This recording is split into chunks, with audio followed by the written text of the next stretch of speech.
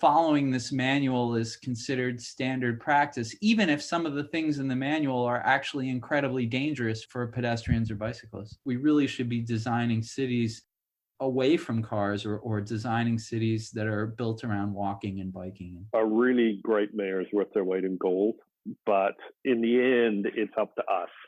If we want something, we can make it happen collectively.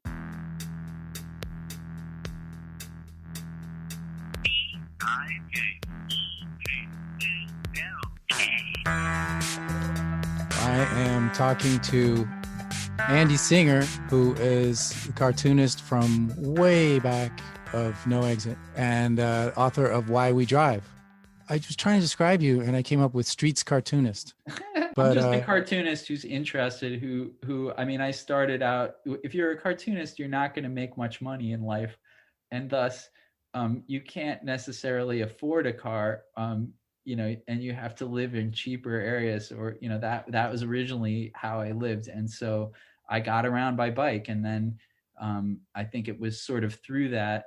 I think whenever you get around your city by bike or by walking, it's sort of like being unplugged from the matrix, and you suddenly realize how insanely car oriented your city or town is.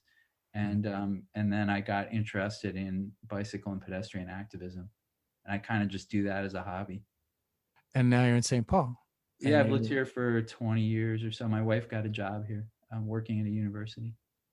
Did you found the St. Paul Bicycle Coalition? I was part of a group of people that did. Yeah, part of a group of people that did. We used to have a city bicycle advisory board that was sort of sanctioned by the city. And for various reasons, they disbanded that in, I think, 2009 or 2010. And a bunch of people thought, oh, we really should have some sort of city advocacy group just for bikes. And so we kind of made one.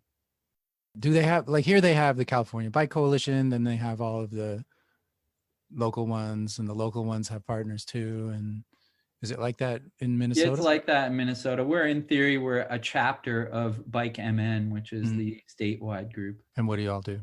We have been, or at least for the last bunch of years, have just been going to public meetings, initially trying to get the city to adopt a detailed bicycle and pedestrian plan, which they did and passed in 2015. And then with the bike plan passed, when a street comes up for repaving or reconstruction, we go to the public meetings or try to turn out people to the public meetings and try to turn out emails and comments and phone calls and stuff in favor of putting the promised bikeway, implementing it on the new street. So how's that been going?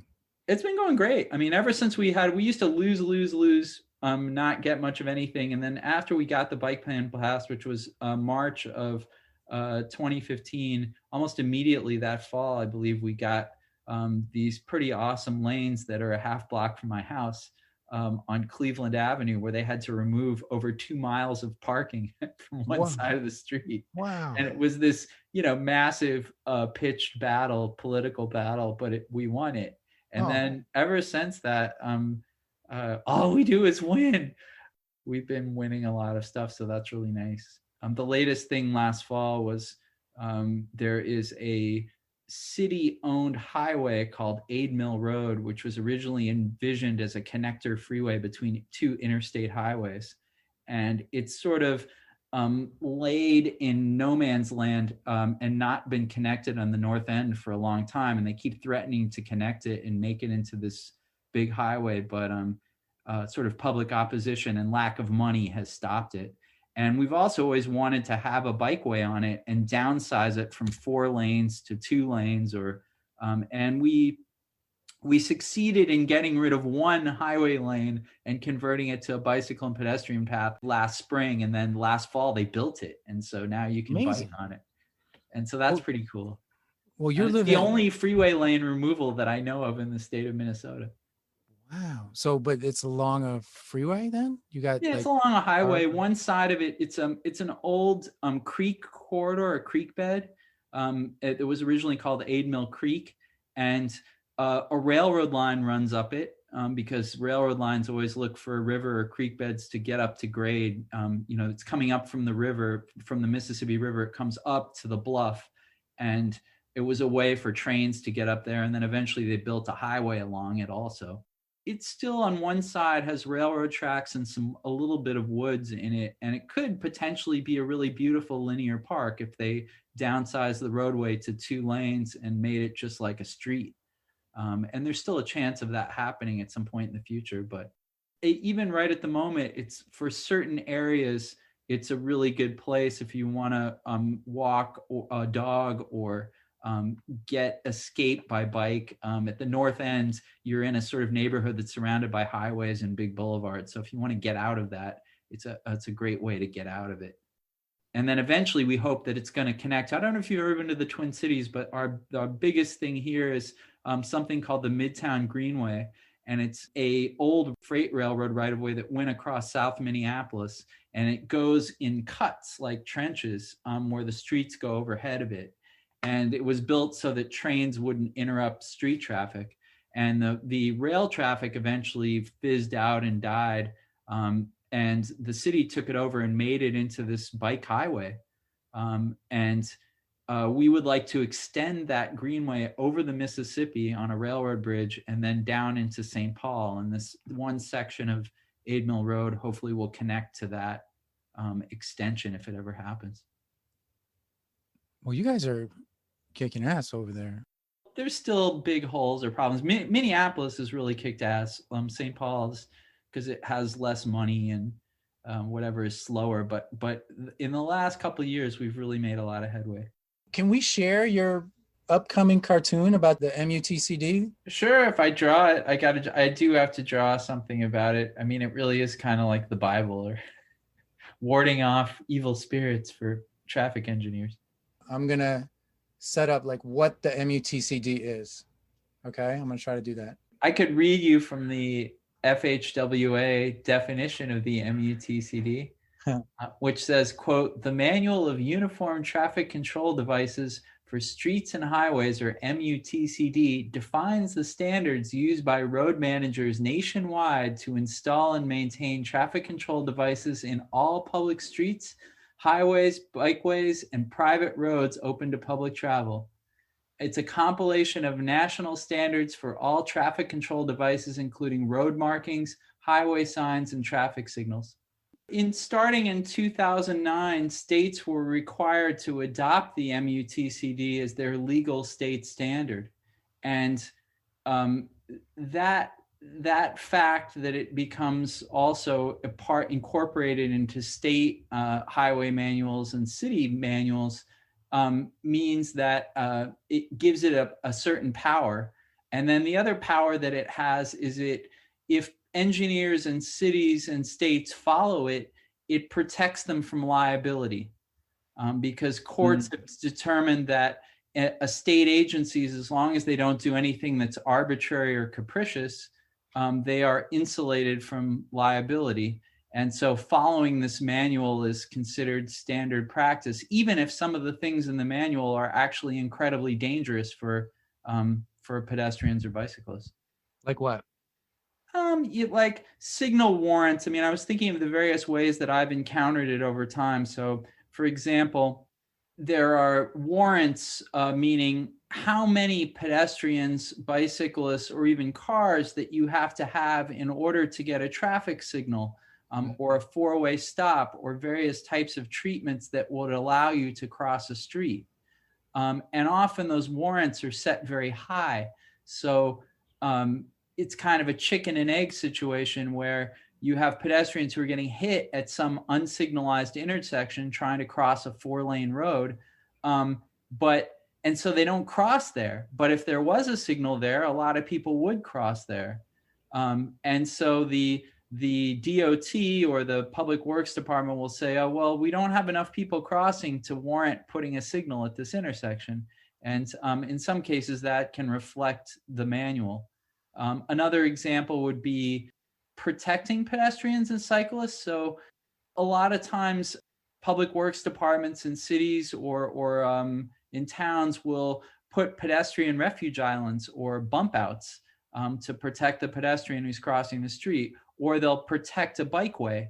Often they'll just protect it with a curb, a low-lying concrete curb, or if they're just making a temporary one, they'll protect it with plastic poles. And we've all seen where like a car will mow down all those plastic poles or mow down all that signage.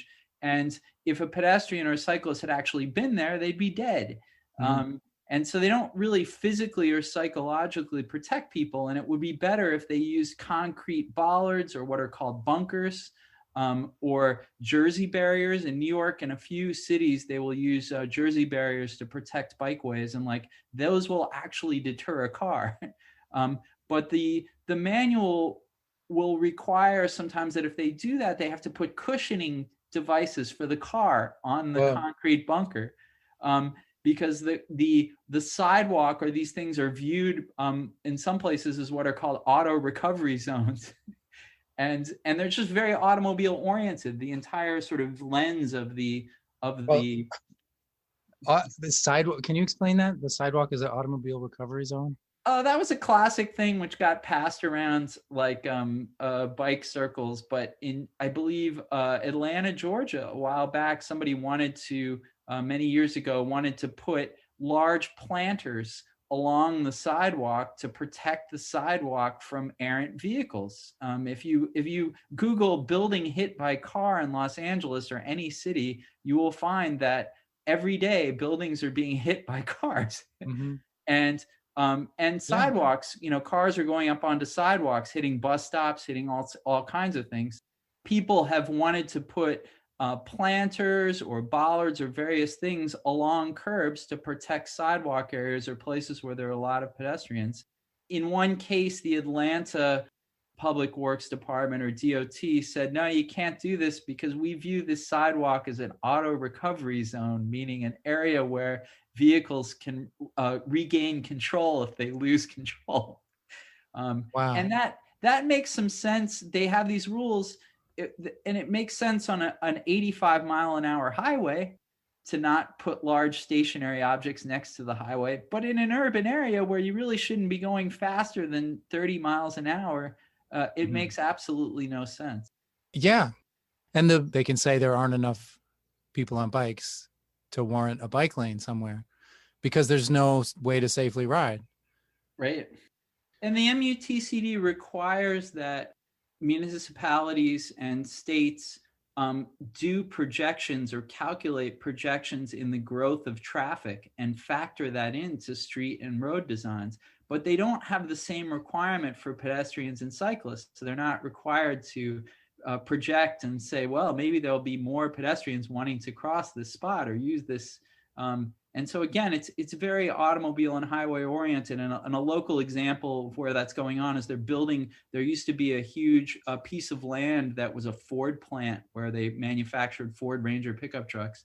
And Ford got rid of it 10 years ago or something. And now they're building a huge residential housing development and retail development on this site. So they're going to add, thousands of people to this site. And they're worried about what that's going to do for cars and traffic and parking. But no one's asking, like, how many more people are going to want to recreate on these or use the existing bike infrastructure along Mississippi River Boulevard. And I think that if they really thought about that, a lot more people are going to want to use it. And it's already very tight and constricted in their conflicts between pedestrians and cyclists because it's a shared use path. And they really need to widen it to allow, separated bike and pedestrian access. But they're not even required to project that or think about it, whereas they are required to project or think about cars. Are like people who design, what do you call them? Traffic engineers? Yeah. Urban plan? Yeah, traffic engineers and planners. They're, both are involved in the street design process. I would have thought that they're ahead of the general public in being, like, I guess you'd call it enlightened or progressive about road use. Sometimes, but sometimes not. It really depends. Maybe where you are or in New York City or certain places that's true. Here, there are some who are, but there are some who are very much in an automobile mode, or like, see the world through a car windshield. There's a guy who works for our county, for Ramsey County, who's a young guy. I mean, he hasn't been out of, graduate school that long probably. And he was redesigning an intersection where there's a Trader Joe's, and it's a solidly residential corner. And they wanted to widen it, and there was sort of a public outcry about that, which stopped them from widening it. But at one point we asked him, like, have you ever walked through it? And he's like, nah. I mean, he's like, oh, I've driven through it once. Wow. Yeah. And other sort of encounters I've had with some of them, there are some who want to try to do things and feel limited either by government or the public, or by manuals or regulations. But then there are other people who they don't see any problem with the manual, or don't see any problem with orienting things towards automobiles. We've had, Charles Marone of Strong Towns, him and a guy named Don Kosteleg about busting engineering myths. And I mean, you talk about in Why We Drive about how these agencies are basically, I mean, regardless of what anybody who works for them thinks, their only mission in life is to take money and make roads and get more money and make more roads. Yeah.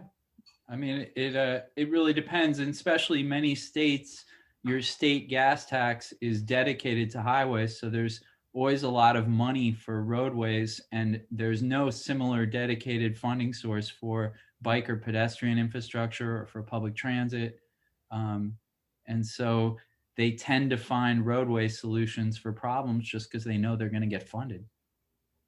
And also, I mean, it's if you work for a big institution, whether it's a public university or whatever it is, you don't get to be head of that institution unless you're good at raising money for it and cranking out stuff for it and providing jobs for it. And it just sort of starts to move on autopilot. Yeah. And then the private sector has this too, right? In the form of corporations, or in the form of, business things that make a product that could be a horribly destructive product, but, they're just kind of on autopilot trying to please shareholders and make profit margins. And, regardless of who's at the helm or, who's working at the thing, they're going to keep trying to make and sell more products. It's just kind of the nature of big organizations, particularly ones that have funding sources or dedicated revenue sources. So now what do you think of Pete Buttigieg?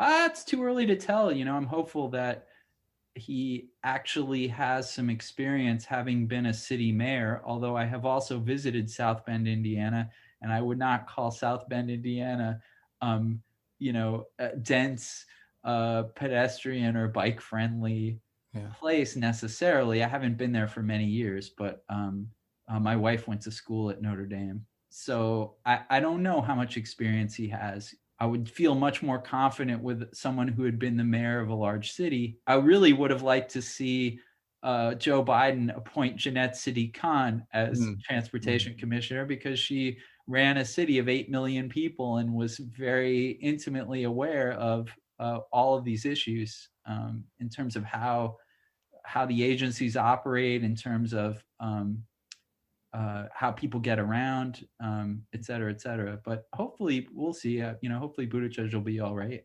I like some of the things. I mean, I guess I've learned in my own state, we've had, I forget the first guy's name, but Sorrell was our transportation commissioner. You always have a person in the agency who's the political appointee, who runs or heads the agencies.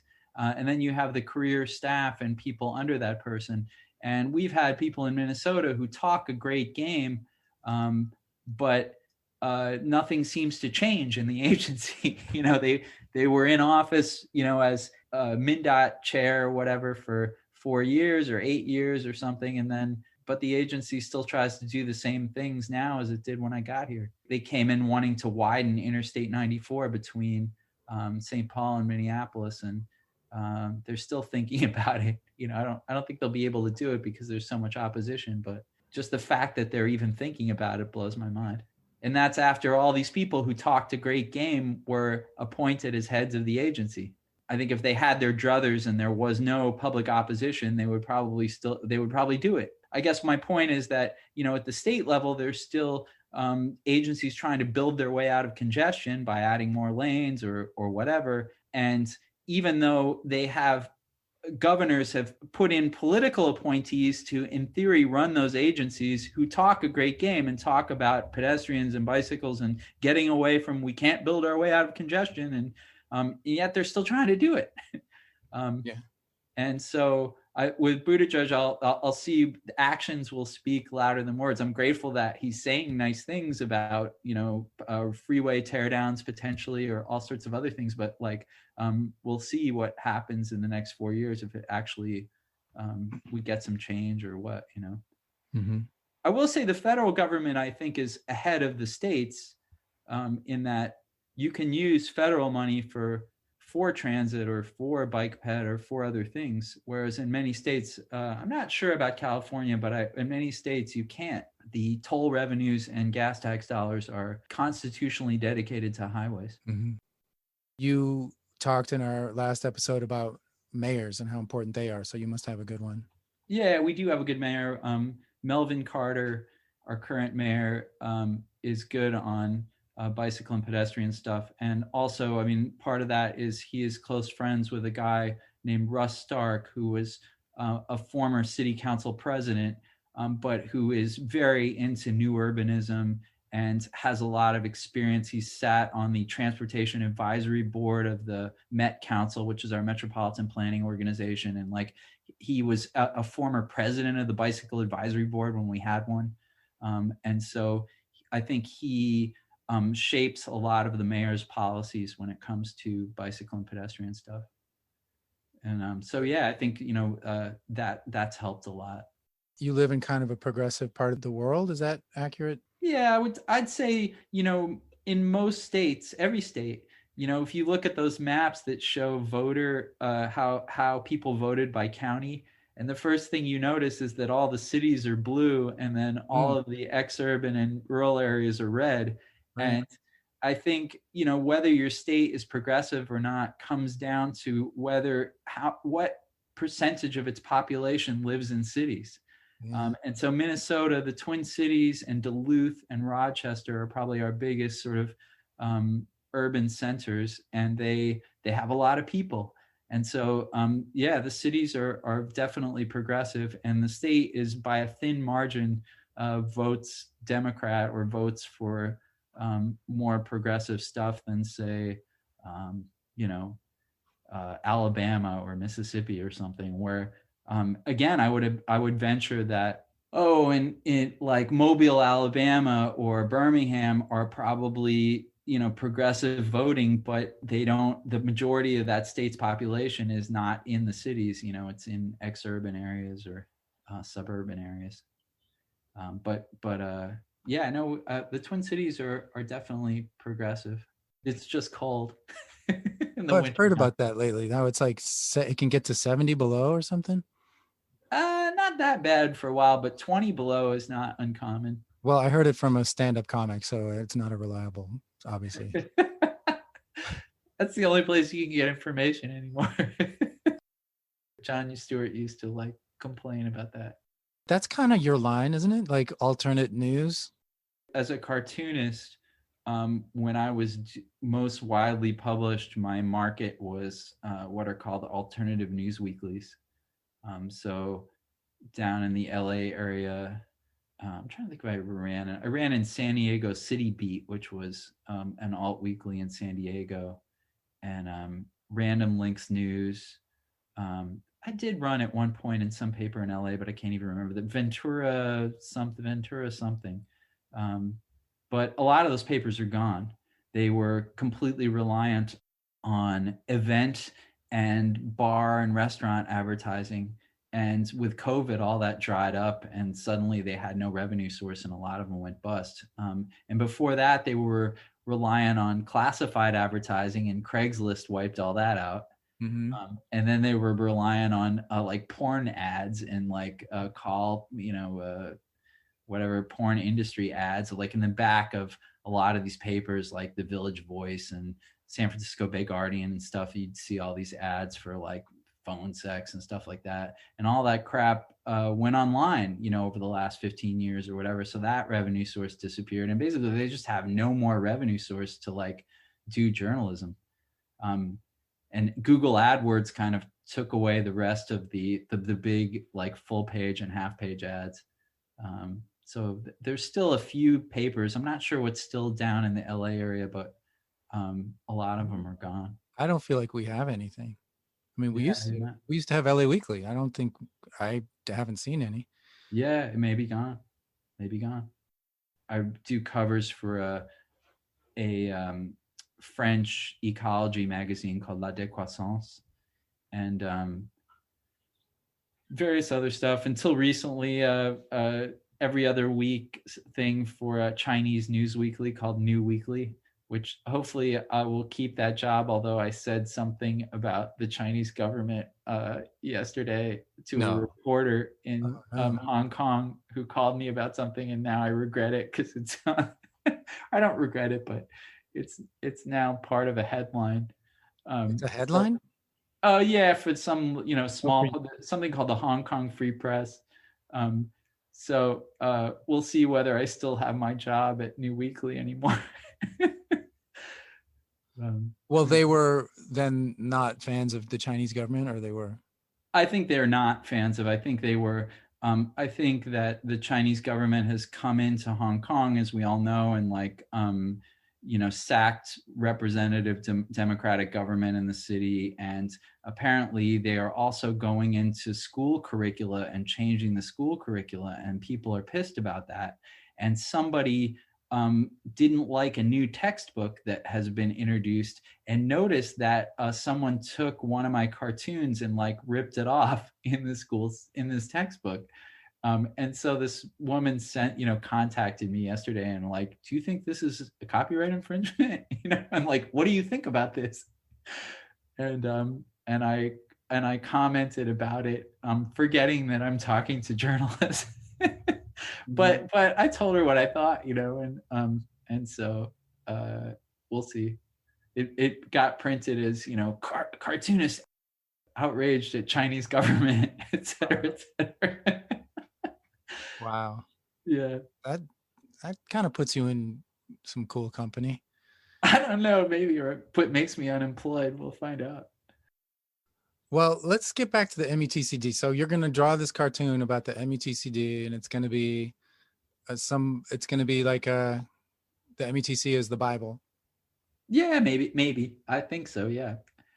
Or these these highway manuals, in particular the MUTCD, because it's the Uber manual of all manuals. Well, don't you think with Pete Buttigieg, I mean, and maybe I shouldn't say like he's in charge of everything. I mean, but the new administration and the new transportation department and the way things are going, and just the tone from the top right now, that whatever we're asking for, we're going to get in there? Maybe, but you never know. You just never know. Like, I mean, the thing is, the people who are actually making the decisions on the manual revision are probably career civil servants who work for the FHWA. And it's probably ultimately very few people. The decision-making process of what makes it in or out of there is not like hyper transparent, to my knowledge. And so, those people are not affected by elections, or they're just there. And so maybe, and then the fact that I think if Buttigieg or various political appointees have had a lot of experience with dealing with agencies and dealing with this manual, then they would be more hands-on or aggressive about fixing it. And, I'm not sure if they will be. I mean, I think it's helpful that America Walks and various other organizations are paying attention, but there are actually a lot of organizations that aren't, that really should. And like, this manual has not been updated since 2012. So that's 9 years ago. So it doesn't get revised very often. And there's a public comment period that we're in right now till May. That's 15th. Right. That runs until May 15th. are you So gonna? we're running out of time. Are you? What's the call to action here? I guess America Walks. America Walks has a form letter on its website, which I was gonna look it up for you, but I'll see if I can find it as we're talking. I mean, I had it in my notes. Here it is. I mean, no, wait, that's not it. Yes, it is. Well, you just go on America Walks and you. Yeah, if you go on their website, you'll find it. But are they the only ones pushing for this? What about? Like, I wrote to the League of American Cyclists, and they said they were gonna comment. And this was several days ago, but I'm not seeing something, or as of a few days ago, I didn't see anything. Let's see, current actions. Here it is on America Walks. Demand safer streets. Here it is. It's on. If you go to americawalks.org, you'll see actions. Take action is one of the choices in the bar at the top of their page. And if you go on take action to current actions, it will take you to their current actions page, and they have a demanding safer streets and rewriting the MUTCD is right at the top of that. Well, it sounds very important. Yeah. I mean, if you put in there that they have to have a bike lane on every new, every road that's repaved, they would have to do it?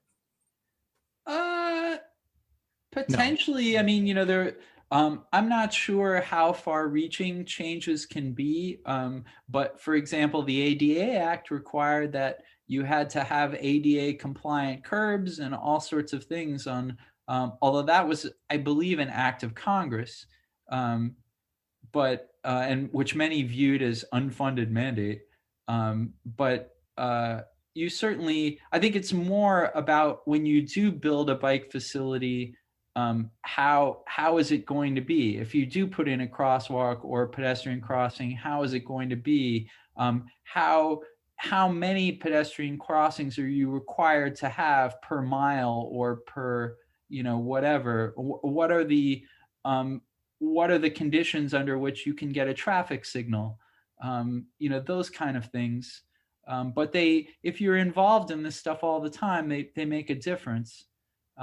And I went to this America Walks online webinar earlier this week, and they had engineers from around the country presenting different aspects of the MUTCD and what issues they have with it or what they'd like to see fixed about it. And one guy was talking about ways in which it ends up costing cities money.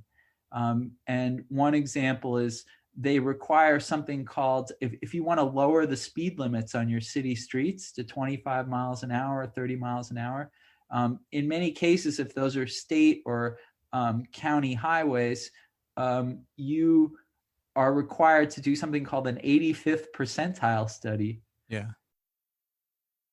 Where you go out and measure and see what speed cars are actually driving. And then you have to set speed limits at 85% of that. And that comes from the MUTCD, and that costs people money to go out and do that. Versus just saying, no, we're gonna say it's 25 miles an hour or whatever it is that we're gonna set it at.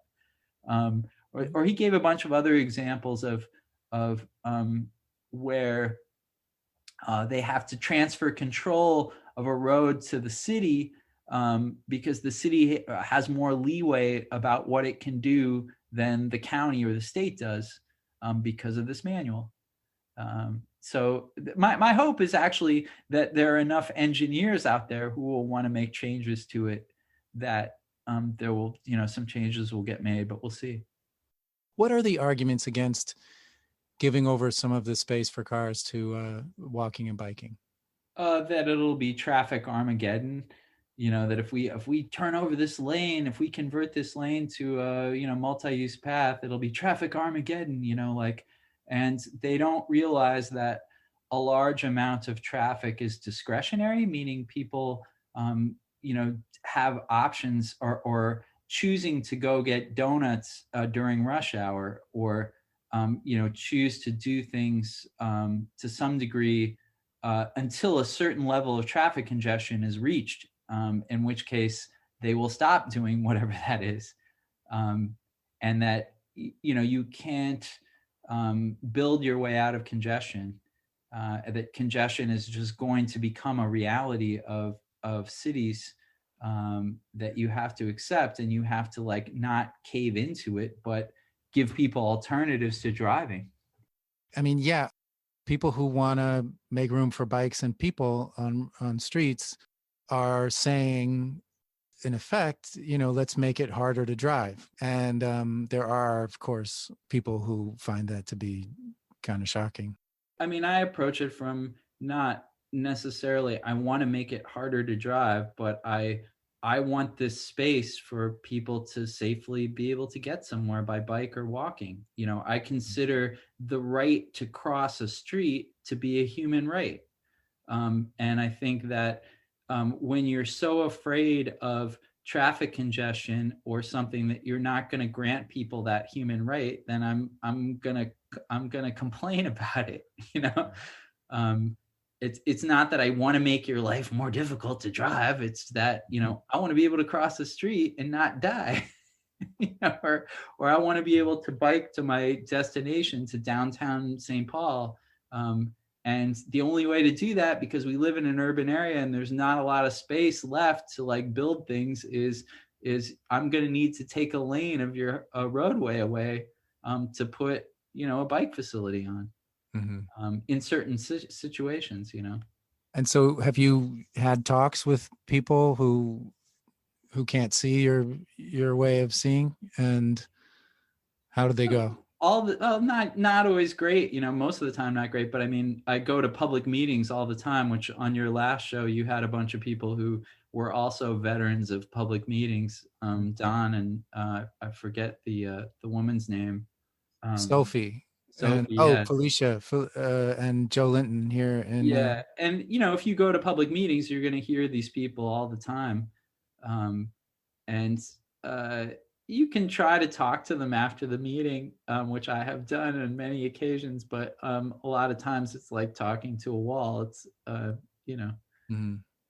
But my favorite, one time at a meeting, we wanted to get a pilot snow plowing rule put in on Marshall Avenue in St. Paul, so that they could plow to the curb one day a month, or one day a month, or one day a week.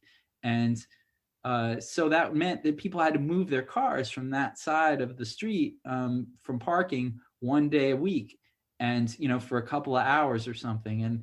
And some people at this meeting were just livid. I mean, they were absolutely crazy about it. And in particular, one woman. And after the meeting, a friend and I went up to talk to this woman, and we were like, "Don't you have a garage space?" Because she lived on Marshall Avenue. And she goes, "Yeah, I have a garage space, but it's full of stuff." Yeah, I mean, I think it's a human right to be able to get where you need to go without being endangered. But once you start talking to people, it is going to take away what they're used to having.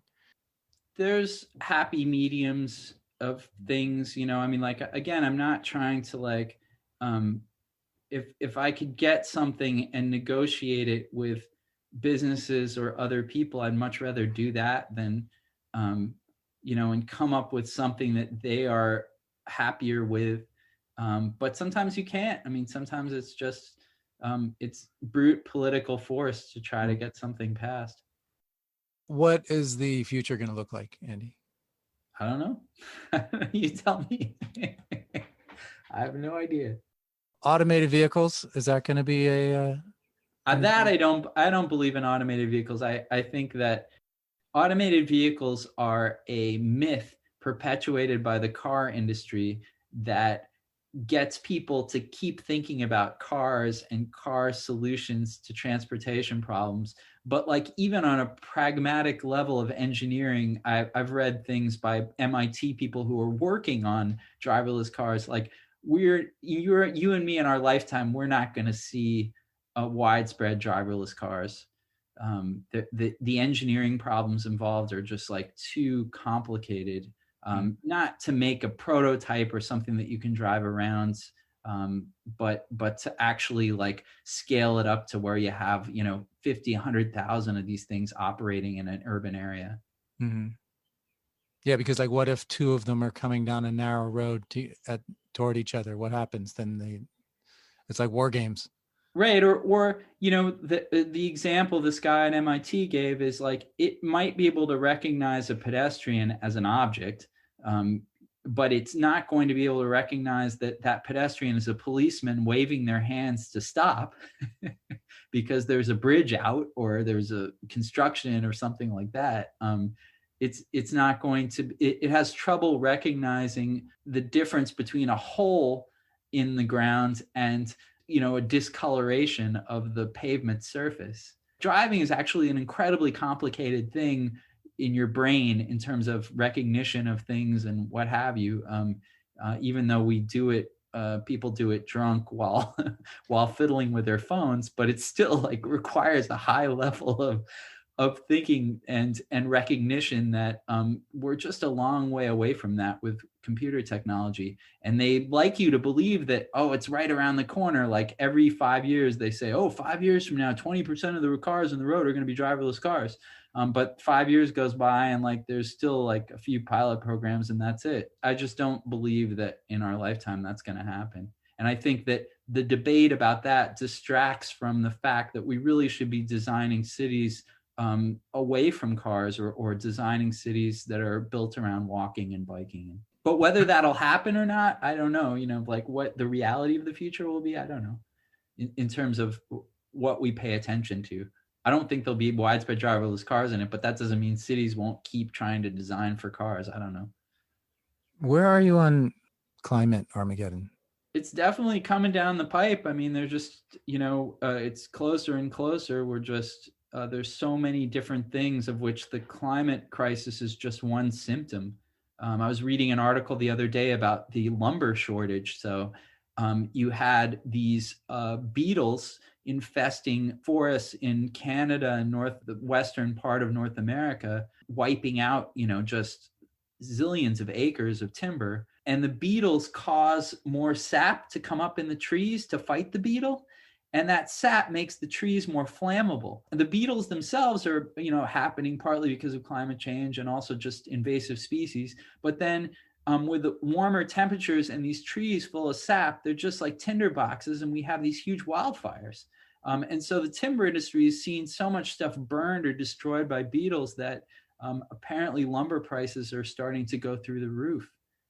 For new construction or what have you. There's just so many plastics clogging the ocean, blah blah blah blah blah, problems that are coming to a head.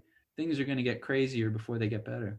Well, I wish I could tell you something like I'm awesomely happy, but it's definitely a reality. I hope that this administration takes stuff seriously, but in the same way that I believe Buttigieg based on his actions, not his words, I'll believe the Biden administration when they actually put some stuff in place to reduce consumption.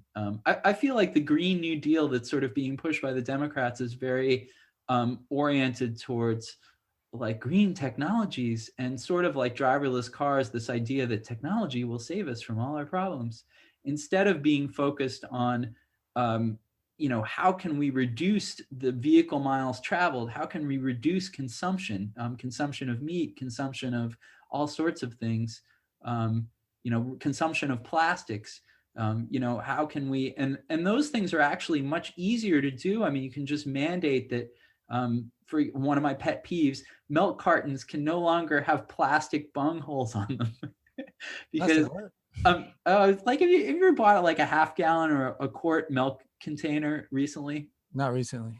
Okay, if you buy one recently, like a milk carton, you can open the milk carton. Like it's a really easy thing to do. I know what you're talking about. Yeah. But now they have plastic sort of septic cap things and everything. So there's a billion of these things being produced every week, plastic caps for what, and there are tons of uses of plastic and packaging and lots of other things that we should just like mandate them out of existence. Yeah. approaching the climate and other environmental crises from a consumption point of view, as opposed to just like, oh, let's find some green new technology to do what we've always been doing, which I'm not against, like, some of these technologies or things, but I think like they really need to focus on how much we're using. This is a great way for me to transition. And so right now I'm going to play this interview by Andrea Learned with David Miller, who wrote this book called Solved: How the World's Great Cities Are Fixing the Climate Crisis. He's also the director of international diplomacy for C40 Cities. Have you heard of that? No. I'll look it up though. I'm just going to play the interview and cool. Yeah, here's C40 Cities about. Oh, that's cool. That's nice. It says, around the world, C40 cities connect 97 of the world's greatest cities to take bold climate action, leading the way towards healthier and more sustainable future. Representing 700 plus million citizens and 1/4 of the global economy, mayors of the C40 cities are committed to delivering on the most ambitious goals of the Paris Climate Agreement at a local level, as well as cleaning the air we breathe. So it's a network of world megacities that are committing to making climate changes, which I think is great because, like I say, mayors of cities are where the rubber meets the road, so to speak, and they have a lot of influence and have to deal with these problems. So that's great. Yeah, cool. Well, thanks for coming on, and here's the interview. All right, thanks for having me. And thanks for doing your show. Today on Bike Talk, we are welcoming David Miller, the Director of International Diplomacy for C40 Cities. David was Mayor of Toronto from 2003 to 2010 and served as Chair of C40 Cities from 2008 until 2010. Under his leadership, Toronto became widely admired internationally for its environmental leadership, economic strength, and social integration. Welcome. Thanks very much. It's a pleasure to be on. Great work. Keep it up. And just in case Bike Talk listeners aren't familiar with who I am, I'm Andrea Learned. I'm a climate action leadership strategist, and I launched the Bikes for Climate, that's Bikes #4 Climate tag, during work I was doing in corporate sustainability climate action work during the Paris Agreement talks. David and I know each other, I think, mainly via Twitter since about that time. So it's great to finally meet you in Zoom person. Well, it actually seems like forever. So, it may be since Paris, which was, of course, 6 years ago, but in the world of international diplomacy, only 5 years ago, because last year's COP got canceled, or postponed, I guess. So, but 6 years in the current world is forever. So we're old friends. And I really appreciate that you're on Twitter, of course, myself. So it's a really wonderful way for people to stay connected to your leadership and for us to stay in touch. So just to dig right in the climate action space, certainly C40 Cities is well known, but our listeners may be less familiar with what such an NGO has to do with them or US North American cities specifically. So I will ask you, and please expand however, what is the aim of the organization and how does it help cities like Los Angeles, Seattle, and more? So C40 Cities is a coalition of leading global cities that was started by then London Mayor Ken Livingstone in 2005. And its goal is to use the voices and the actions of the world's major cities, so cities over 3 million, originally 40 of them, hence the name, but to use the voices and the actions of those mayors to help the world avoid dangerous climate change. So we do that by using a peer-to-peer learning model. So when one city is doing something well, the idea spreads rapidly, and also using the voices of these mayors because they're the mayors of the world's major cities. Those voices are very influential internationally. So think cities like Los Angeles, New York, Seattle, of course, as you just mentioned, Paris, Barcelona, Rio de Janeiro, Buenos Aires, Cape Town, Jakarta. Originally, the idea was we would take the cities from the G20 capitals. Then pretty quickly, after conversations with his peers, including me in my then role as mayor, Mayor Livingstone realized in the US, for example, you wouldn't just want Washington, D.C. You do need the bigger cities. So that's the coalition. It's proven highly effective on addressing climate change. I know it's a long answer to your question, but I think it's important for readers to understand. For example, after Paris. And in Paris, it was fantastic. We're all excited that there was an agreement. But the hidden truth was the agreement was inadequate in a couple of ways, one of which the ambition wasn't high enough. The ambition was to hold overall global heating to no more than 2 degrees, and science showed that it has to be 1.5. So what C40 mayors decided at their next summit, which was a little bit later, I think about a year later in Mexico City, was that they would all commit to doing their share of holding overall global heating to 1.5 degrees. And it became a condition of membership that you have a 1.5 degree compliant plan, which very loosely means that you need to peak emissions by 2020, do your fair share of having them by 2030, which would be more in North America than Africa, for example, on a path to net zero by 2050. And that covers all of our cities. So we represent around city regions of around 775 million people. So like a giant country. And I'm proud to say that the majority of our cities have been able to actually not only bring in those plans, but are well on the path to starting actions. My home city of Toronto, for example, peaked emissions, I think in 2016, a while ago anyway. And as a result of a plan we started in 2007, is now 33% below 1990 levels. So city-based climate action really can produce results, and their voices, of course, when they're speaking from a platform of action, really can make a difference. That is so, I love those, just hearing those numbers that you're at 1990 levels or better than 1990 levels or at 1990 levels. Yeah. 33% below. Yeah. That is so powerful. That is so powerful. One of the things that strikes me, David, is that each city, the mayor, who's representing the city within the coalition, it is kind of up to them also to be really leveraging their own influence and their leadership and their voice, right, in this whole big cause. And so I know for a fact that, I know you are really good at that. Of course, Anne Hidalgo's Paris team, et cetera, is kind of that realizing that there's this leadership and the influence you have speaking from your platform, demonstrating from your platform. Tell me how that works. And are each of the mayors really involved, and are their teams really on top of that aspect too? Well, I'll tell you, you raise a really good point, because those voices of the mayors matter locally, they matter nationally, and they matter internationally, all three. And the interesting thing about our organization is there's no dues. But what happens, it's a organization of committed mayors. So if a mayor changes, for example, and the city is no longer taking bold climate action, you can be invited to leave by the membership. So one of the things we see is this group of mayors really takes action. Mayor Hidalgo is a perfect example. She's taken very bold action in trying to transform Paris to a place that is much more green, literally in the nature sense, is a place that is far more accessible for pedestrians and cyclists. And it has a fantastic public transport system. So, it said, we have a fantastic public transport system. Why are we prioritizing transport by cars when it creates all sorts of issues, local health issues, pollution, climate change? Why don't we prioritize transportation for people? And to do that is very bold. And of course, she was chair of C40 while the Paris Accords were being negotiated.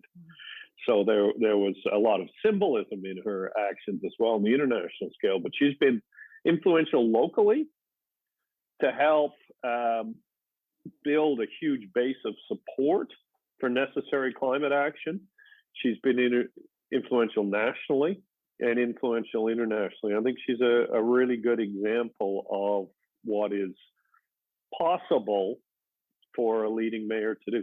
She is incredible. And that was one of my questions, that she's so noted, and she's sort of the one, and in my work, in the Bikes for Climate kind of pushing that I'm doing, I find that I have to keep saying, look at what Anne Hidalgo is doing, and also look at how she's amplifying it, and also look how she's being seen riding a bike in Paris, taking pictures of herself riding a bike in Paris. So she really is exemplifying that leadership and that influence. I'm not necessarily seeing that from a lot of the other mayors in C40 cities. And so that was one of the reasons for my question. Like, one of my takes as a communication strategist and to your having been a mayor, I would ask you this too. It's like, do mayors sort of, this is going to sound weird, but you know what I mean? Do mayors get jealous that other mayors are being seen like that? And will that motivate other mayors to want to do that? So, i.e., is there a mayor of, I don't know if the mayor of LA is seen riding a bike, for example. I don't know. I haven't seen the mayor of Seattle riding a bike. How that political will that Anne Hidalgo is really just representing is incredible. I want that to turn into something where other mayors are like, ooh, let's model after her. And I'm not seeing it so much now. Can you tell me a little bit about being a mayor and how hard that is to do, or why some wouldn't do it, and all that? Sure. Well, yeah, mayor, one of the reasons you see Mayor Hidalgo being present a lot is she's bold, she's incredibly charismatic. And so, she gets a lot of coverage for her actions. And one of the interesting things about what she's done in Paris is that there was a lot of controversy around what she did, but she won re-election relatively easily. And it shows that people are there. And part of the gift of mayors is you understand, particularly if you're like me. I came from municipal politics. I've been elected for 9 years before I ran for mayor. And if you make a real effort to do the number one thing that matters in politics, which is listen, it doesn't mean that just to do whatever is, popular or whatever loud voices are telling you to do, but really listen and understand where people are coming from. So even if you have a different solution than they want, at least you can come to them on their terms. The best mayors have that gift. They really listen and really have the pulse of their city. For me, in my time, Richard Daley was the mayor of Chicago. He was a great, great mayor. And he did a ton of work on climate. He's never got very much credit for it, but a ton, particularly around buildings, which are so critical. Not as sexy maybe as electric vehicles or cycling, but really important. And Richard Daley lived and breathed Chicago every day. Like, he just loved that city and knew the rhythm of it. And that, to me, that's what a great mayor is. And I think Mayor Hidalgo showed that, because her reelection showed she actually was listening to the people of Chicago, or of Paris, maybe Chicago too. Not the loud voices that were really against making a transportation system for people, that made it easier for people to get around a city and faster and healthier. And I believe that most C40 mayors are like that. Some are quieter than others and lead differently on this issue, and some take a different leadership role at a different time. When we hosted the C40 Copenhagen event around COP15, which was 6 years before Paris, and it failed, as you know.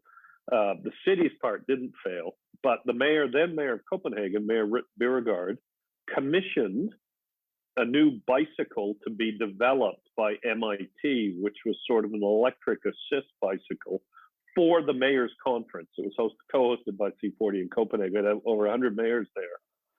And there is a video of me very badly singing 8 days a week, riding one of these bikes around Copenhagen. I must see it permanently on YouTube. Okay. But in answer to your question, the very best mayors are really gifted communicators because they listen.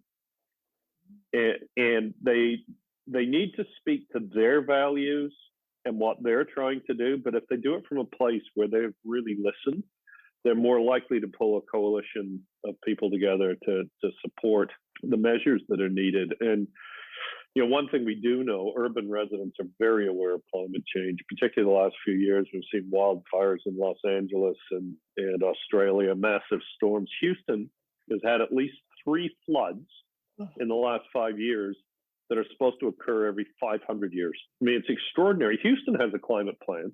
that reaches C40 goals as far as is possible from Houston. It's a bit more difficult there because they don't control the electricity grid at all. Right. But Houston, the world capital of the oil industry, has a very good, bold climate plan. And why did Mayor Turner have the political room to do that? It's because of all these big storms. People get it. They get that there's something wrong. And if you can marshal that knowledge and goodwill through your own communication skills based on listening, you can do a lot. And our best mayors do that. They're not, some are better on some issues than others, I'm sure. But that's what our best mayors do. Yeah. And just a kind of a note there, I actually grew up in a small town called Benton Harbor across the lake from Chicago. And so Chicago, in a way, was my growing up big city. And I don't even know that I really understood that Richard Daley was that good on climate. So I appreciate you saying that. And also, but I did know that he represented Chicago. I even felt like a resident of Chicago because, like I said, that was the big city we went to. And he was so connected to it. So I really agree with that. And I see that in Anne Hidalgo, and I'm excited that there are some that are being more visible and sort of understand that listening, but she just really is somebody that I point to. So I'm looking forward to seeing more mayors, especially in North America, start to do that so I can really amplify them. All of that is great. That sort of leads me to your book. Really, the name of the book is Solved: How the World's Great Cities Are Fixing the Climate Crisis. And there's chapters on every aspect of it. But of course, the one that was most interesting to me and for this purposes is the one on transportation. So on that note, Paris, of course, was a big one in there. Tell us a little bit about the key cities you highlighted in that chapter and why their examples were the ones you chose to highlight. To answer the second part of the question, I got to go back one step. Okay. Because there's something I missed in the introduction about cities. C40 did a study in partnership with the World Engineering Consultancy, ARUP, that shows that about 70% of the world's greenhouse gas emissions can be attributed to cities. And that includes greenhouse gas emissions that are outside cities but required for their existence. For example, an electricity plant. If you have a coal-fired plant that's in Benton Harbor and it's serving Chicago, it would count as Chicago's greenhouse gas emissions for that calculation. And of that 70%, the vast majority are in how we heat and cool buildings, how we create transportation systems, how we manage our waste, and how we generate our electricity. So the basic thesis of the book, and it's the basic thesis of C40 really as well, if 70% of the world's greenhouse gas emissions are in urban areas, and they're in those 4 areas, then if we address those 4 areas, we can help the world avoid dangerous climate change. And it's the book's pragmatic in that sense. I think it's hopeful because it shows a path that's real, right? It's a real path. It's not made up. Mm-hmm. And so in the transportation sector, I try to focus on a couple of things, really 3: the importance of public transport, the importance of active transport, and the importance of electrifying transport. And the short thesis really is, and I may not precisely put it this way in the book, but the short thesis is we need to ensure our cities have sufficient density and are built in such a way that they can support active transportation, people walking and cycling, this idea of the 15-minute city that's really accelerated during the COVID response, can support excellent public transport systems, and can electrify private and public transport where people aren't using active transport. That's a critical part to this. And, the good news is there are really great examples of that being done somewhere. The challenge is, can we do it everywhere quickly enough to solve the climate crisis? Yeah, each of those areas, of course, the public transit, the active transportation, and electrifying everything 100% resonates with me so much as part of what I'm just banging a drum on constantly now. One of the things I'm interested in is this term active transportation. So we know it's a term because we're in cities and in bikes and all this stuff, but that's the whole thing with car culture, just North American car culture, right? How do you get, and as a mayor and as somebody who's listened to the people of Toronto for a while and kind of all this, what are you seeing with regard to starting to switch mindsets about getting out of the car and what active transportation is and all the benefits, right? The health, the air pollution, the getting there faster, not having to find parking. Anyway, any things that have emerged with regard to active transportation and selling citizens on it. Well, I think different places will come to this in a different way. In some parts of the world, C40 cities start the conversation with their residents about air quality. And I think there's a powerful argument to be made. For example, China has had a pretty huge advance in a whole range of things, including on electrified transportation, which I'm sure we'll get to in a minute. And I think there's a persuasive argument to be made that ability and necessity for the Chinese government to invest in clean energy started not with international pressure, but with concern from residents of cities like Beijing about air quality. So that's one way to have a conversation with people. Another way is, COVID has forced white-collar workers to stay home. And people have all of a sudden realized that they actually need to invest in their neighborhood, and they want a neighborhood that's full of life and is economically successful. This can be traced all the way back to Jane Jacobs, right? That was her model. Her model was people live and work in their neighborhood so that the corner restaurant, if it's a residential neighborhood, will have lunch trade from people working there. And if it's a business neighborhood, they'll have dinner trade and breakfast trade, not just lunch trade. For example, simple example, but her very strong belief was that urban economies and neighborhoods are much more successful when people live and work in the same neighborhoods.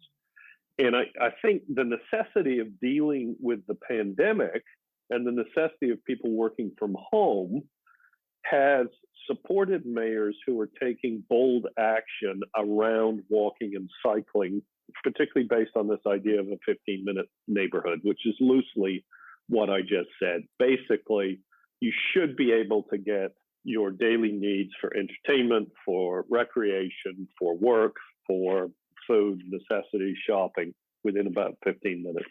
Different places interpret it differently, but we've seen globally a huge rise in cycling infrastructure, in walkability of neighborhoods, in greening of neighborhoods, which matters a lot and makes in some countries it's the difference between being able to walk comfortably and not if there's a tree canopy. Freetown in Sierra Leone has a huge tree planting program called Freetown is Treetown. I love it. Right? But really, in their context, a very important part of adaptation to climate change, and an important way to provide people a safe and cleaner urban environment with a lot of people who are desperately poor and walk or take very basic public transport because they have no economic choice. So there's a whole range of layers to this. I love Freetown too, but Barcelona, Montreal, Paris, and many others really, really promoted the infrastructure to allow that, in essence, allows us to safely work from home and get around our neighborhoods. Toronto's put in more separated bike lanes in the last year than it had in the last 20. Wow. When I was in office, it was a huge political battle. And the same people I was battling with then, who fought bitterly every chance to have an extra kilometer of bike lanes, are now literally the same people. Now merrily putting in, literally, yes. And I'm thinking of one in particular, but I won't name them. Okay. Well, this is the thing, right? I totally agree. In Seattle, we're banging this drum and saying, ride your bike to work, short trips, et cetera, et cetera. And then it takes something as horrific as COVID. And I'm looking around my little neighborhood, and it is going to be a lot of people that work at Amazon, right? And drive their car downtown to Amazon and or Microsoft, drive across the lake to Microsoft. And it just so overnight did shrink. And I would see, and this is interesting too, I think, I would see dads in particular with their kids riding bikes in the middle of the day, and the joy on their faces. And then they bought the the e-bike rather, because we have a manufacturer here in town that's pretty well known. And so everyone's like, oh, and they just immediately bought one. It was really quick, David. And so we needed this horrific thing to happen that reset our whole brains. I think that's too bad. I'm glad this is coming out of it, but And again, I'm hoping that it sticks, right? I'm hoping that this behavior change sticks. And the other thing that I've noticed, like when you list all the C40 cities, they're amazing. A lot of these cities are places where people choose to visit, right? I'm going to go to Barcelona. I'm going to go to Copenhagen, right? And then they get there like, oh, it was magnificent. It was glorious, right? We walked, and then they get home and they don't vote and they don't tell their political leaders or they don't participate. This is what I'm thinking happens because they come home and they do this. So it's really interesting, the disconnect between where people are choosing to travel and love it, and then they come home and they don't think they can demand it, or they don't. It's really interesting, I think. I think American cities are complicated. You've got some fantastic mayors in the States. There's one mayor county in Des Moines. It's really excellent. He's not a member of C40. The city's too small, but a lot of America was, if not built around the car, was rebuilt around the car in the 50s and 60s. Los Angeles being the critical example. And Toronto, by contrast, didn't rip up its streetcars. Mm. You know, we didn't privatize them and sell them to Ford or whoever ripped them up in Los Angeles. And we benefited from that. So that, you know, there's a historic issue that's challenging. And it's one of the reasons that I think from a strategic perspective, public transport is extremely important because it gives people the opportunity. If you have a really good public transport network and safe walking and cycling, it gives people a chance not to own a car. And a lot of people, once they start using those kinds of systems, discover they really like them and it's much easier.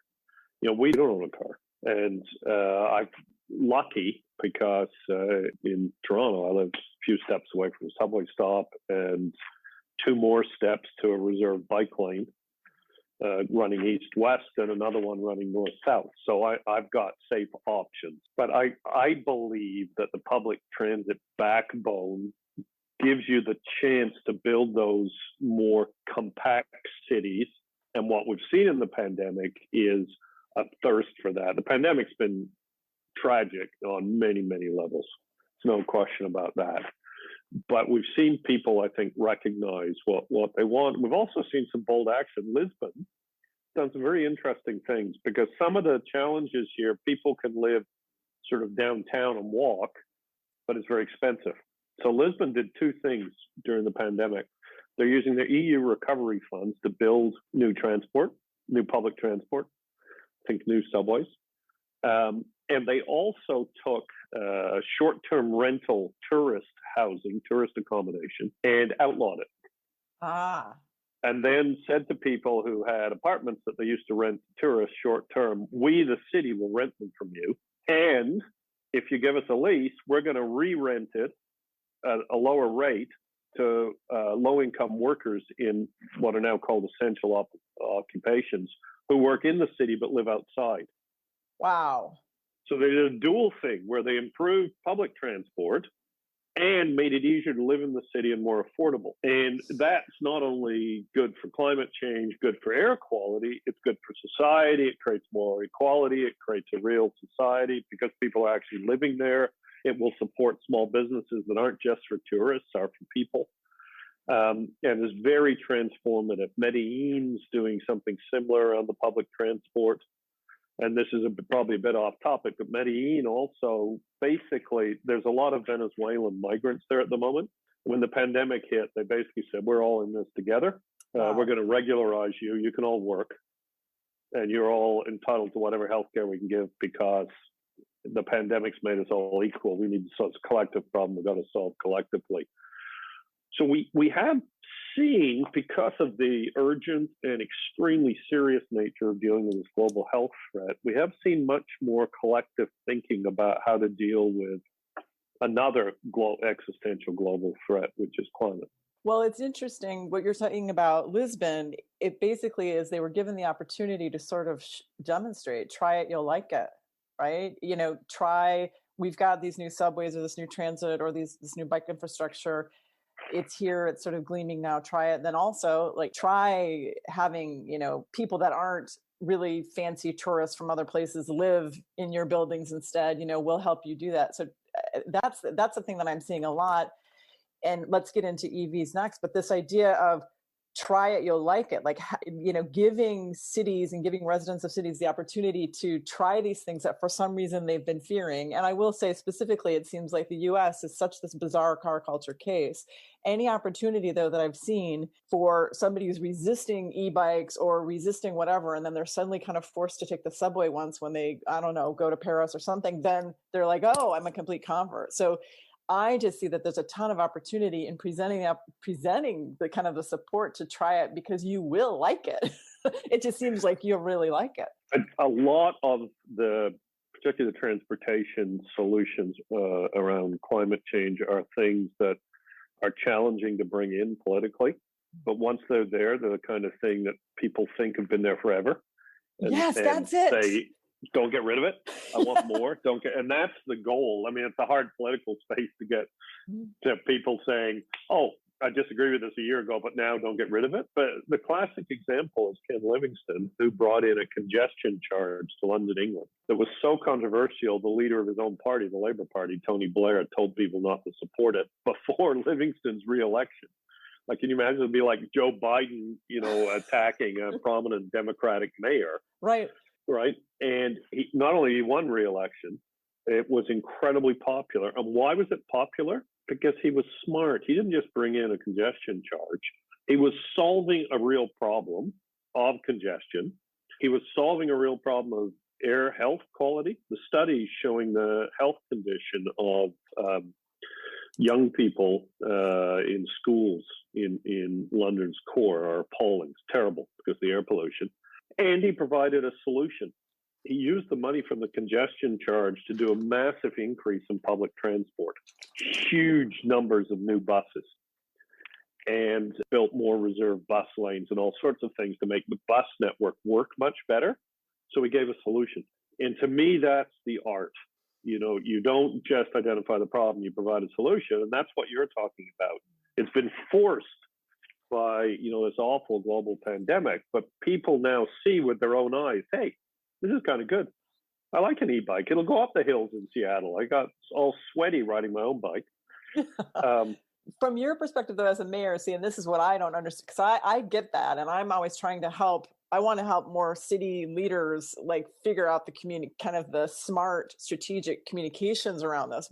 My question is they have these ideas, they know that they're bold, they've got the political leadership to do it, but the time between making the decisions, being bold, having it all work through its processes, and then having the results there so that the citizens can experience it, that time is a long time. So how do you hold them? It's a practical challenge in government. Right? It's a really practical. I mean, what I did and the art to my mayoral team, we were very activist. Every council meeting for 7 years, we had one really bold public policy initiative about poverty or housing or street-involved homelessness or transport or climate or equity or, helping young people in low-income neighborhoods. Every single meeting, there was something really bold. What I learned over time is getting a policy passed politically, so it's a law, is only the price of admission. Right? You've possibly unlocked the front door, okay, or maybe you've just taken your keys out of the pocket. But you've got to go in the house, and you got to furnish it, and you got to clean it, and you got to pay the mortgage. So for me, there were a bunch of things. There are bureaucratic things that matter. You have a system that's been created over however long the city's existed. In Toronto's case, way over 175 years. And you've got a transportation department that's been taught this is what roads are. Right. They're for cars. Mm-hmm. So if you're going to succeed in implementing, you need to clean the house. And I don't mean throw everybody out, but you need to make it clear what the priorities are and ensure that the system respects that. And I use some strategies to do that. So on public transport, we had several major projects, and they take a very long time from creation to inception. But because I'd been elected for 9 years before, and I'd been on the board of the Transit Commission, TTC in Toronto, it was very clear to me that if the mayor didn't step in, there was a real risk to projects not happening. So I had the chair of the Transit Commission and his staff brief me monthly on the progress of the projects. I had the city manager and the CFO brief me every 2 weeks on the financing for the projects, and really drove action that way. The challenge, you only got so much time as a mayor, so you really have to pick which things you're going to drive. What are you going to drive? And my political career was about, equity in the environment, both. So I drove actions where, those things sort of came together. Public transport does, active transport does, right? Owning a car is expensive. Driving to work's expensive. Parking at work's expensive. That's not for working people, right? That's essentially for white collar workers, really, unless you work at a factory or something where outside the city and the parking's free. But I really tried, like we had a homeless strategy to help street involved homeless people called Street to Homes, in which we sent out social workers to get to know people and then help the individuals get into an actual piece of housing. And to that housing, which was generally private, not public housing, bring whatever they needed, whether it was counseling to get work, counseling around drug addiction, alcohol addiction. I used the same strategy on that. But you can only pick a very few things as a mayor to do that. You have to either be very smart about delegating and the responsibilities of your council members. A council member can lead. The city councilor has an important role as particularly chairs of committees. They can lead in that way. But really, in the end, the public service will pay most attention to the mayor. So if you pick the 2 or 3 things that you really want to accomplish, you can really drive it using that kind of technique, because the public service is great. It just needs really clear direction. And you do need to, there's so many complications and obstacles. It's not like a private business where you have one goal, it's making money. Government has so many layers that you need to force it to move at the speed required. So that's what I tried to do. I haven't discussed this with my colleagues about their techniques, but I suspect they do something similar when it's a really critical public policy goal. Well, that would lead me to kind of just thinking of Bike Talk listeners. Is there anything that citizens can we do a better job? Do we know that the mayors are doing what they're doing? How can we support them if they decide that X, Y, Z are going to be their top 3 things this year? I will give you an example. The advocates for biking on bike, hashtag bike Twitter are huge, and they exist in any big city around the world, probably. I don't think mayors get it and are leveraging them the way they could. So these like little social media kind of connections and that sort of engagement isn't really there. To that point, I will say that Secretary Buttigieg immediately, like the minute he got, in the office, was speaking at the American Bike League conference, is seen riding bike share in DC, is using Twitter well, engaging with people that say nice things about him, whatever. So I guess I'll go back to what my question is how can citizens know that there are these progressive things that their mayors are trying to push forward and be there and be a really visible amplification of, yeah, we're ready, we want this, we'll help you. Is there any ideas on that? Well, a few things. First of all, people shouldn't be discouraged. If we'd been having this conversation 15 years ago, there wasn't any bike sharing. True. Right? And that bike sharing essentially spread the way it was because of C40. Okay. And more or less, it's a story I told in the book, but more or less what happened was the mayor of Paris, Bernard Delano, I think was his name before Mayor Hidalgo, brought it in. I don't know where he got the idea, but he brought it in. And London and Montreal, both at the same time, heard from him at a C40 event. And they both went back, and London, Ken Livingstone said, we got to do this. Of course, Paris is doing it, so London's going to do it.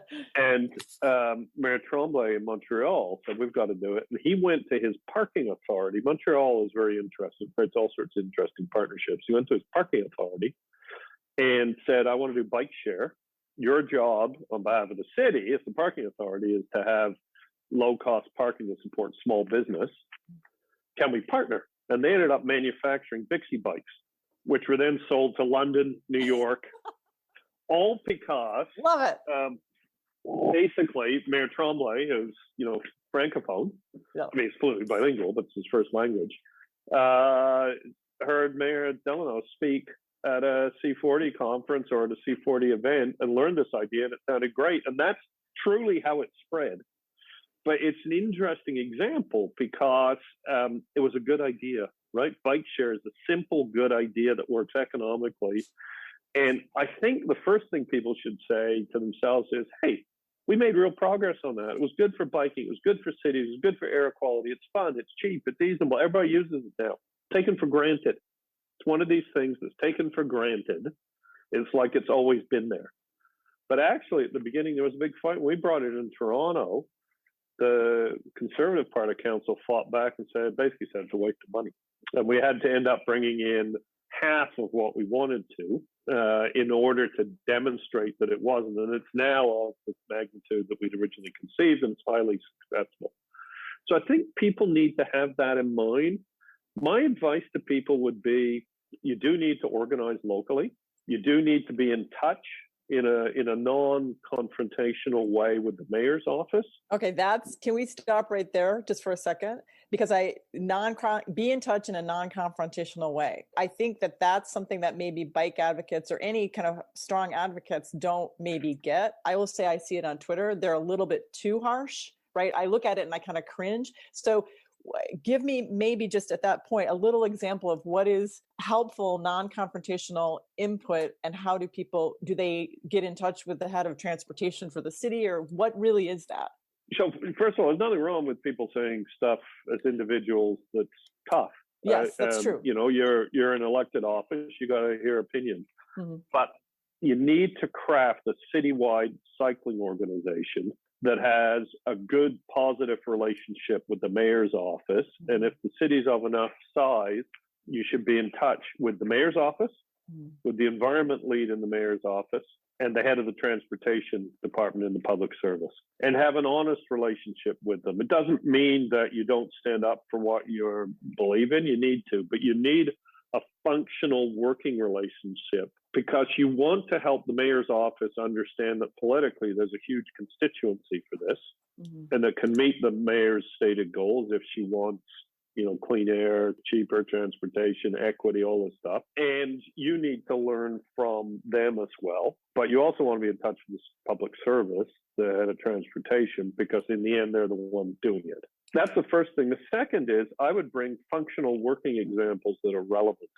Like, what is done in Victoria, Canada might be quite relevant to Seattle. It's a lot smaller city. It's not as hilly, but similar climate.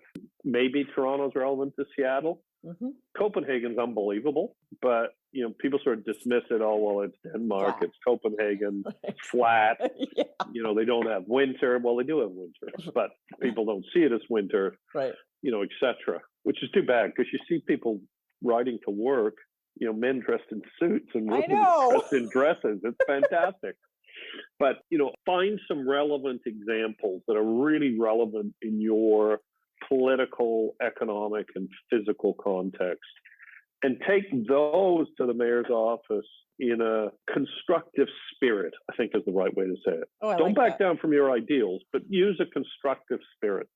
On that note, I will go back to your book, right? So here's the thing, in C40 Cities, you guys are all talking amongst yourselves, right? You're all these amazing ideas are being passed around and blah, blah, blah. I mean, I feel like, I'm not saying this just to, be kind because you're the guest on the show, but it's like having like this book, like, here, look, these are examples. This is how it's done in Paris. And this is how, like, even that, I think, even, passing along the book, or kind of the way that, or, kind of clever stories in Fast Company about how great things are in Des Moines or whatever, like really identifying those and forwarding them to people, not thinking that they're going to act on them. It's something that I know that I do, and what I kind of try and do with my Twitter handle. It's like, look what's happening in blah. Look at X reporter who wrote about this happening in blah. Just push out on the airwaves all these incredible stories, to which your book, kind of is included. If you're saying to your followers, buy David's book and send it to all city councils and mayors across the United States, that's very gracious of you. I certainly appreciate that. I do think it is useful to have the best practice example, whether from my book or elsewhere. I think it's very useful. It simplifies things for people. The most progressive elected officials are trying to do the right thing. Sometimes there's loud opposition to measures that build better cities. And so they need to know that there is support there as well. And that's why organizing is critical. Twitter is a fantastic platform to have a conversation with like-minded people and occasionally to see how awful the U.S. right is. Oh my God. Right. But it's a useful place to have a conversation with like-minded people. Lots of social media is a good place to organize, but the art of politics in the end is organizing with like-minded people to show there's a real constituency and to have real implementable solutions. And the more you can take those off the shelf from somewhere else and easily adapt them, the better. And, if you do that, you're likely to help a politician who wants to help succeed in implementing what you want. And it may not be 100% of what you want. It might be 78% and maybe a little bit different oriented, and maybe there's some compromise somewhere, but you can go a very long way if you do that. If you're organized, you build a proper relationship, and you have some real concrete substance to bring to the table. Yeah. One of the things I wanted to ask you just kind of personally is that you are a biker. I want to just hear a little bit just to sort of round out the story. And I think you are a bicyclist. You said that, and you don't own a car. So tell me a little bit about, were you doing that when you were mayor? Did you bike as transport? Tell me about your conversion or your use of bikes and kind of understanding of this. So I did bike when I was mayor, but mostly Toronto is 43 kilometers wide. So that's about 28 miles. Wow. It's a big, big, big city. So, as mayor, my duty was to be in every neighborhood. So I would tend to take public transport. I also had the privilege of having a car. My predecessor had a Lincoln that was about as big as our house. Of course, yes. Made in Detroit. We got rid of it, although, boy, you can get used to luxury pretty quickly, and got a Prius. So my official duties, generally, depending where it was, I would take transit or be driven in the Prius, but in certain things, I would bike to where convenient. I had a older hybrid, more closer to mountain bike and closer to road bike. But I had, before I was elected, I was a lawyer, and I used to commute to work riding my bike. Where I live, you could ride down to the lake and along the bike path there and up to downtown. It was really easy. So I was commuting to work by bike in the 80s, and I did a fair bit as the city councilor, less so as mayor, because I used to have obligations at 6:30 in the morning. It was just, if you're driving 30 miles at 6:30 in the morning, transit or car was a little more effective for me. Yeah. But post being mayor, I picked up the cycling again. Unfortunately, my bike got stolen. Oh. So on March 21st last year, I bought a new bike, which is again a hybrid, but it's very close to a road bike. It's an aluminum frame, carbon forks, disc brakes, very light, felt, Versa 10 speed, superb bike, just fits me perfectly. It's fantastic. And I've ridden it or some other bikes, I'll tell you about that in a second, every single day since the beginning of the pandemic. And I love it. It's become my go-to form of exercise. I was a runner, but I unfortunately have hurt my knee, so I really can't run. My go-to form of exercise, my go-to form of commuting. I bike everywhere, every day. We live part of the year in Victoria, BC. I bought another bike out here. I had a used bike out here before, so I had something to get around on. And it's just become the way I get around. It's fantastic. My only worry is in a big city, to be safe, you need protected bike lanes. Yes. And there's no question about that. I got hit by a car a few years ago. I was fine, but it's terrifying. I said some really rude things to the driver. Oh, I'm sure you did. I didn't know I could be that rude. I can 100% imagine I would do the same.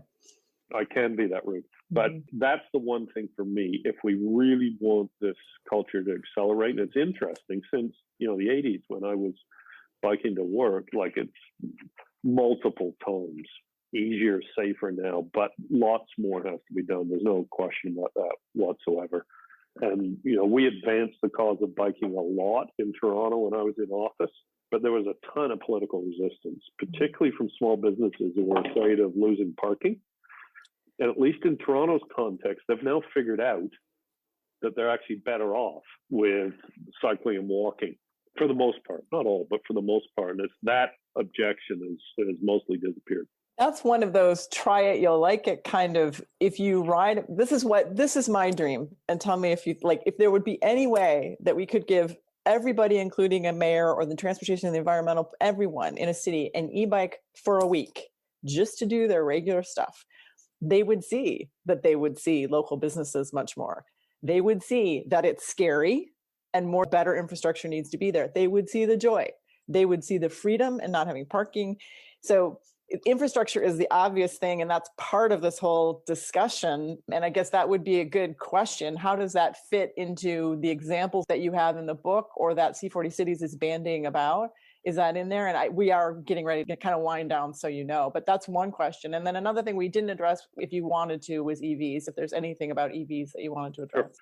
C40 has a walking and cycling network, and it's a big issue. In addition to climate change, it deals with air quality, also inequity in certain ways. So it's a really big deal in a lot of cities. There's a lot of progress, but I think your underlying point's right. The more elected officials walk and cycle, or take transit for that matter, instead of driving, the more likely they are to understand in their gut what needs to be done. Certainly, I grew up taking transit. We didn't own a car when I was growing up. We immigrated from England, and Canada's winters were so bad. My mom said, "I'm not driving."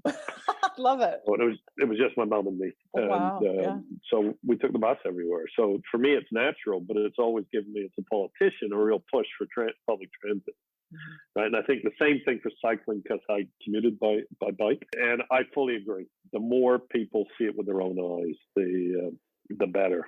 There's no question. And just on EVs, 2 or 3 points. Electrifying public transport matters because diesel's bad, whether it's a bus or anything else. Shenzhen, China, its entire bus fleet is electric.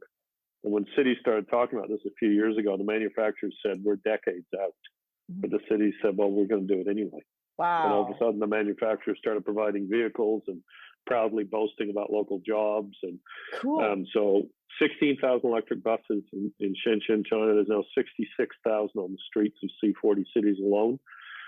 President Biden supporting it, the Canadian government supporting it. We should be able to see all of our public transit go electric very quickly. And I personally think the path to EVs, which in the US is going to be an important part of this transition because so many cities are built in car-centric ways, I think it's through fleets. Why isn't the post office entirely EV? The vehicles exist now. Why isn't Purelator? Why isn't Amazon? Well, there's lots of other reasons with Amazon's case. Right? It's all independent contractors. They're driving people's wages down as much as they can. But there are massive opportunities if we start from fleets and show people it's not just Tesla, right? It is a routine thing. And if you then have a combination of electrified public transport, which is nicer to travel on, by the way, cities built for walking and cycling, and EVs available to supplement that, you've made huge progress from a climate perspective. And I think from a economic perspective, you're driving an industrial transition that's the one that's needed. And that's really important as well. And that's the importance of the cities and the fleets. New York City has some huge number of vehicles in its fleet, its regular fleet, the city fleet, including its even tried electric garbage packers. So cities can be part of driving that industrial transition like we did on electric buses.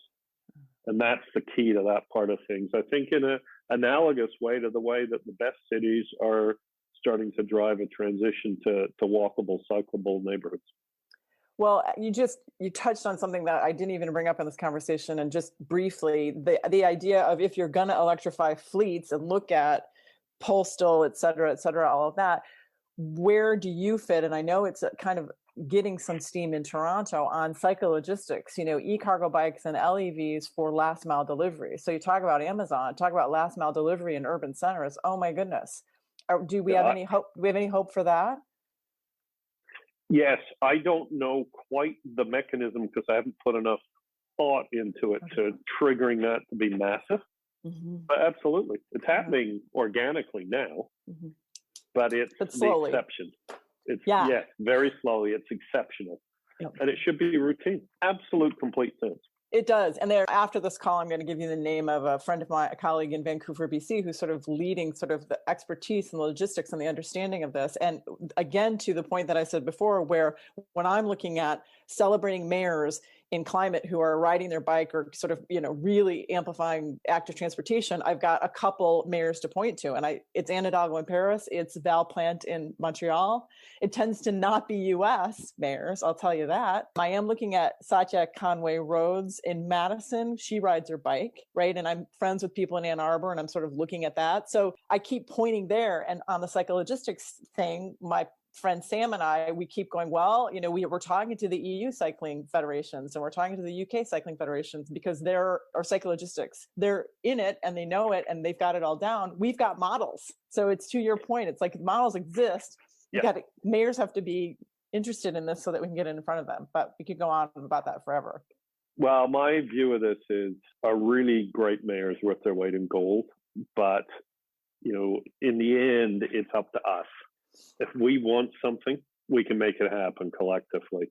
And, and that's the way to drive it. You take the model, you organize, and you find the politicians that are empathetic and help them find a way to drive the solution. And this is something that should be really achievable. It's very exciting. It's interesting. It's sort of like people see somebody delivering with a proper delivery bike and it's fun. They go, wow, look at that bike. Are we in Amsterdam or what? Right. To the point of psychologistics and e-cargo delivery and all the stuff that we've been talking about, it's like, that's so cool. When I ride my little e-bike around Seattle, little boys walking by are like, what is that? Right. And people stop me all the time and it's just an e-bike, right? That's been around for a couple of years. And it's not, so it's the storytelling, if you will, of the pictures and of us talking about it and of us and if mayors, and the photos of Anne Hidalgo on her bike, et cetera, are so powerful. And that's the stuff that I'm, wanting to use and really spread the word out. And I also am seeing opportunities to really work with some key mayors, right, who have the charisma and the political will, who are up for, sharing what they know and sort of being a visible representative of that. So I love, my final question was going to be, are you hopeful? And it sounds like you are with regard to cities and climate action. Yeah, I'm optimistic. There's a ton of knowledge, lots of best practices, lots of great mayors. The big challenge, we got to act now. Yep, we got to act now. Thanks for listening to this episode of Bike Talk. If you want to hear more, go to kpfk.org, navigate to programs, and choose Bike Talk. On the Bike Talk page, click on the archives link to play or download shows posted in the last 4 months. Go to biketalk.com and copy or click on the RSS link to subscribe. Our Twitter handle is BikeTalkPFK. On Facebook, we are Bike Talk. You can become friends and join our group.